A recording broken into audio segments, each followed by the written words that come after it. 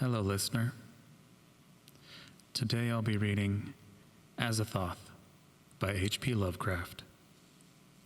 When age fell upon the world, and wonder went out of the minds of men, when gray cities reared to smoky skies tall towers grim and ugly, in whose shadow none might dream of the sun or of spring's flowering meads, when learning stripped earth of her mantle of beauty, and poets sang no more save of twisted phantoms seen with blearing and inward-looking eyes. When these things had come to pass, and childish hopes had gone away forever, there was a man who traveled out of life on a quest into the spaces whither the world's dreams had fled. Of the name and abode of this man but little is written, for they were of waking world only. Yet it is said that both were obscure.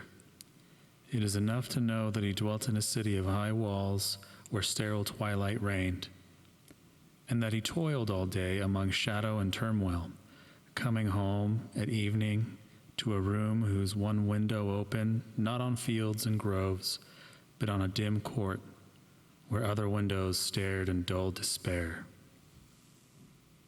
From that casement one might see only walls and windows, except sometimes when one leaned far out and peered aloft at the small stars that passed.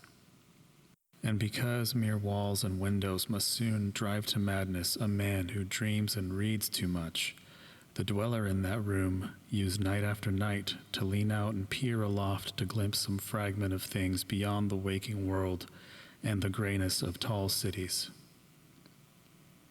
After years he began to call the slow-sailing stars by name, and to follow them in a fancy when they glided regretfully out of sight, till at length his vision opened up many secret vistas whose existence no common eye suspects. And one night a mighty gulf was bridged, and the dream-haunted sky swelled down to the lonely watcher's window to merge with the close air of his room and make him part of their fabulous wonder.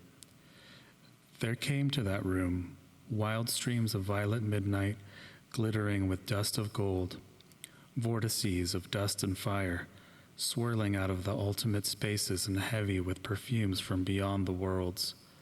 Opiate oceans poured there, litten by suns that the eye may never behold, and having their whirlpools strange dolphins and sea nymphs of unrememberable deeps. A noiseless infinity eddied around the dreamer and wafted him away without even touching the body that leaned stiffly from the lonely window. And for days not counted in men's calendars, the tides of far spheres bared gently to join the dreams for which he longed, the dreams that men have lost. And in the course of many cycles, they tenderly left him sleeping on a green sunrise shore, a green shore fragrant with lotus blossoms and starred by red camelotes. Thank you for listening. This story was titled Azathoth by H.P Lovecraft.